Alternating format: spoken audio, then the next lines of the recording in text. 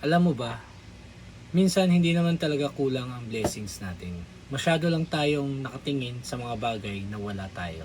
Kaya ngayong araw, gusto kitang i-remind. Learn to be grateful. Sa Psalm chapter 100, verse 5, sinasabi, "For the Lord is good, His love endures forever, and His faithfulness continues through all generations." Ang Diyos ay mabuti, ang Diyos ay mapagmahal, at ang Diyos ay tapat. Alam ko, hindi naman palaging madali ang buhay.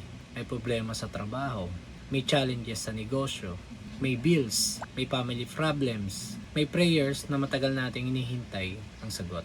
At minsan, sinasabi natin, magpapasalamat ako kapag okay na ang lahat. Pero alam mo ba, hindi kailangan maging okay ang lahat bago tayo magpasalamat. Ang gratitude ay hindi ibig sabihin na wala kang problema. Ang ibig sabihin nito, kahit may problema, pinipili mong makita ang kabutihan ng Diyos. Dahil maaaring magbago ang circumstances natin, pero hindi nagbabago ang Diyos. God is good, not only when life is good. Bilang isang businessman, technician, asawa, at tatay, may mga challenges din ako. Hindi ang araw smooth.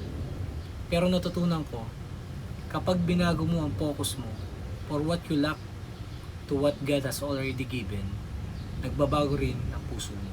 Kaya bago ako magreklamo, pipiliin ko magpasalamat. Ngayong araw, subukan mong magpasalamat sa Diyos sa 3 bagay. Una, thank God for who He is. Lord, salamat dahil Ikaw ay mabuti, mapagmahal, at tapat. Pangalawa, thank God for what He has done. Alalahanin mo ang mga ginawa niya sa buhay mo. At pangatlo, thank God for what He will do. Kahit hindi mo alam ang bukas, sabihin mo, Lord, I trust You with my future.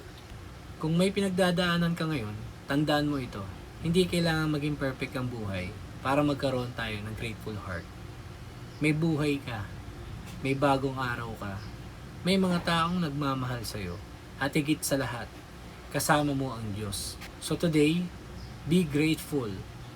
Keep trusting, keep moving forward, dahil ang Diyos ay mabuti, ang kanyang pag-ibig ay walang hanggan, at ang kanyang katapatan ay magpakailanman. God bless you. Follow me for more faith, family, business, and life lesson.